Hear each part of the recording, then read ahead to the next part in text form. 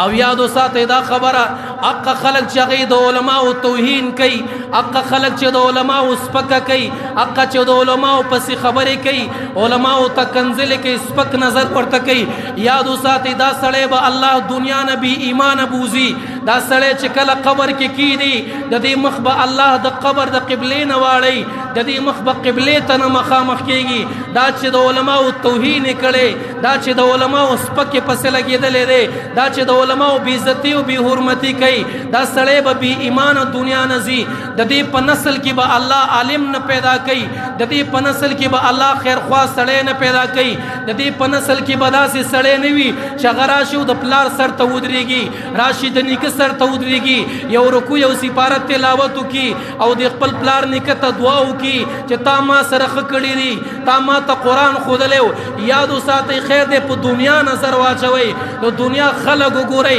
چا چې د علماو توهین داسې کړی چې د عالم سر په خر باندې لګولی دی، د عالم سر په یو ډمه باندې لګولی دی، د علماو توهین کوي، دا ورته کامیابي ښکاري، دا ورته ښه کار ښکاري. نن خو تا ته ځان کامیاب ښکاري، خو مسلمان وروره زه دعوت فکر در کوم ته په کامیابۍ کې لګیا نه، ته د الله په قهر کې لګیای، ته د الله په غصه کې لګیای، ځان له آخرت تباه کې، ځان له قبر تباه کې، ځان ته الله په غصه کې، د اسلام نه په بغاوت کې لګی، د پیغمبر نه بغاوت کې لګی، د شریعت نه بغاوت کې لګیای. نن د لایکونو کمنټونو په لالچ کې د علماو توهین مکوا، هغې باندې ګانې مه لګوه، په هغې باندې ډبلنګ مکوه، د هغې بې عزتي بې حرمتي مکوه. عالم چې روان دی په دروند نظر ورته ګوره، دا زما د دین صفاهي روان دی، دا د قال الله قال رسول داعي روان دی، د حق څوک روان دی چې زما بچو ته قرآن ښیي. بیا خو موږ ستاسو بچو ته سینې کولاوي کړي دي،